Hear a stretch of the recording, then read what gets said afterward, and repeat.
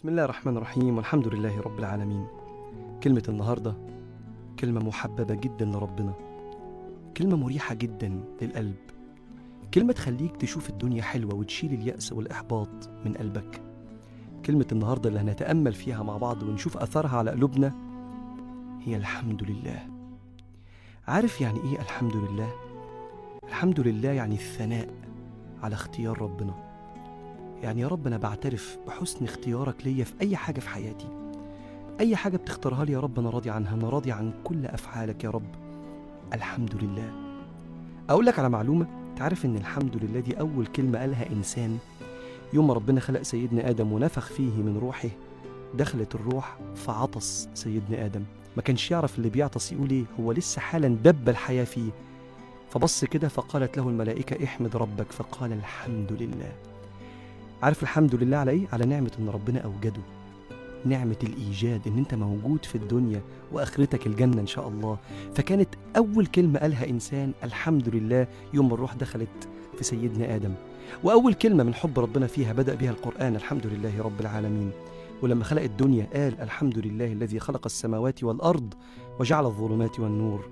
وآخر كلمة خالص يوم القيامة هتسمعها، وترى الملائكة حافين من حول العرش يسبحون بحمد ربهم وقضي بينهم بالحق وقيل الحمد لله رب العالمين.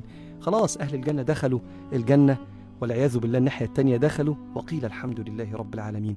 وأول كلمة هنقولها لما نخش الجنة الحمد لله الذي هدانا لهذا وما كنا لنهتدي لولا أن هدانا الله. قولها في الدنيا الحمد لله. أنت ذاكرت وتعبت وكان ده مجموعك، معلش مش على مزاجك، قول الحمد لله. ربنا يجعل لك خير في الكلية اللي انت دخلتها.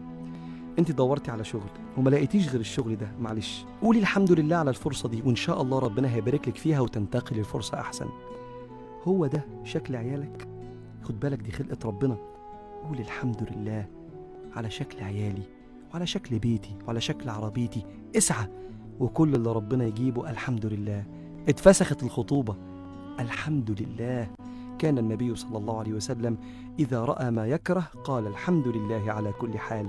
ده من أدب العبد مع ربنا، فربنا يحول الشيء اللي انت بتكرهه ده لشيء كله خير، بس قول الحمد لله. من حب ربنا في كلمة الحمد لله قال صلى الله عليه وسلم الحمد لله تملأ الميزان. تتفاجئ يوم القيامة إن كلمة الحمد لله دي ملت ميزان حسناتك فدخلتك الجنة بمرة بس واحدة قلتها من قلبك الحمد لله. بيحكوا قصة لطيفة جدا إن في ملك ووزير، كل ما تحصل حاجة الوزير يقول الحمد لله لعله خير، كل أفعال ربنا خير يعني. ففي يوم من الأيام كان طالع في رحلة صيد مع الملك، فالملك جاي يضرب سهم كده، فالسهم جه في صباعه فصباعه اتقطع. فقال لوزيره الحق شوف ايه اللي حصل في صباعي، فقال الحمد لله لعله خير. فالملك اتنرفز جدا وسجنه، فأول ما اتسجن قال الحمد لله لعله خير. طلع الملك في رحلة صيد تانية وكان الوزير مسجون، وبالصدفة صادف قبيلة ضخمة بتعبد الأصنام، فخطفوا الملك ده وقرروا يذبحوه قربة لهذه الأصنام، لكن لقوا صباعه مقطوع. فقالوا له امشي مش عايزينك، انت لا تصلح للآلهة. فرجع جري على الوزير اللي في السجن يقول له الحق، مش طلعت الحمد لله لعله خير اللي انت قلتها صح؟ لولا ان صباعي كان مقطوع كان زماني اتذبحت. فالوزير قال له فاكر لما انا قلت لما انت سجنتني الحمد لله لعله خير؟ لاني لو انا كنت معاك مش مسجون كان زمانهم خدوني، فالحمد لله لعله خير. قصة لطيفة بتبين قد ايه في ناس راضية باختيارات ربنا. خلي كلمة الحمد لله في لسانك، ربنا يرضيك بكل شيء عندك. مش بس كده، لئن شكرتم لأزيدنكم، ربنا يزود كل نعمة في عينيك. الحمد لله تشوف بها الدنيا حلوة.